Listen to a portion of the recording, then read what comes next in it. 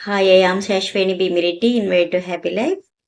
ఈరోజు ఈనాడు పేపర్లో 4వ పేజీలో ఎక్స్పైరీ డేట్ అనే హెడ్డింగ్తో పోలిశెట్టి గారు రాసిన ఒక మంచి శీర్షికనైతే ప్రచురించారు. చాలా బాగుందండి. ఈరోజు పేపర్ చదవని వాళ్ళు ఎవరైనా ఉంటే వాళ్ళకు ఉపయోగపడుతుంది అన్న ఉద్దేశ్యంతో నేను ఇప్పుడు చదివి వినిపిస్తున్నాను.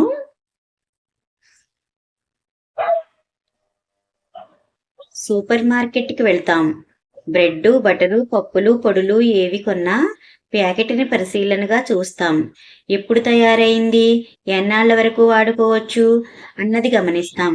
కూరగాయల దుకాణానికి వెళ్తే తాజాగా ఉన్నవి ఎంచి తీసుకుంటాం. ఫ్రిడ్జ్లో పెట్టుకుంటే కనీసం వారం రోజులు సరిపోవాలన్నది ప్లాను. మందుల కొట్టుకు వెళ్ళినా అంతే. ట్యాబ్లెట్లు అయినా టానిక్కులైనా ఎక్స్పైరీ డేట్ చూసే కొంటాం. ఆ డేటు దాటితే అవి పనిచేయవు కాబట్టే అంత జాగ్రత్త.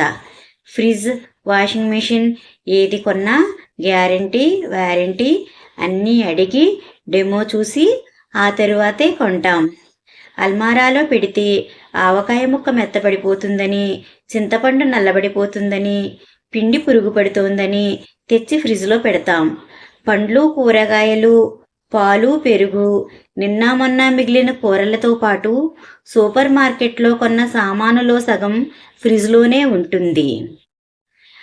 అవసరమైన వెతుక్కోవడానికి ఎంత ఇబ్బందిగా ఉన్నా పట్టించుకోకుండా కుక్కి పెడతాం.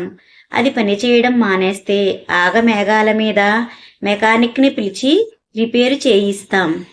ఉతకాల్సిన బట్టలు వాషింగ్ మెషిన్లో ఒకసారి వేయడానికి ఎక్కువ, 2 సార్లు వేయడానికి తక్కువ ఉన్నాయి. ఏం చేస్తాం? పని కావడం ముఖ్యం కాబట్టి ఒక్కసారే కుక్కేస్తాం.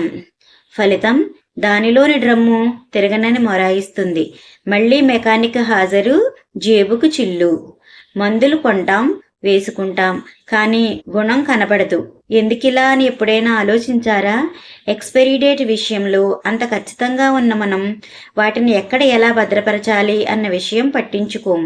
కొంతమంది ఎప్పుడు ఎలా వేసుకోవాలి అన్నది పట్టించుకోరు. వేసుకున్నామా లేదా అన్నదే వాళ్ళకి ముఖ్యం. వస్తువులు కొనేటప్పుడు ఎంత జాగ్రత్త తీసుకుంటాం కదా, మరి వాడేటప్పుడు ఎందుకీ ఆదమరపు?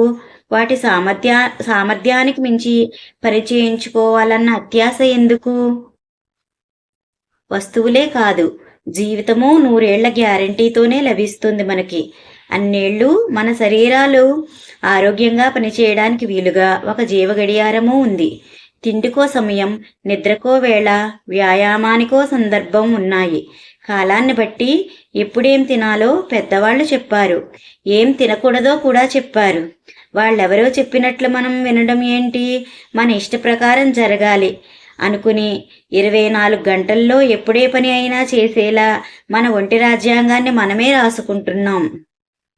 ఫలితంగా 100 ఏళ్ల ఆయుర్దాయానికే కాదు, మన స్పేర్ పార్ట్స్కి గ్యారంటీ లేకుండా పోయింది.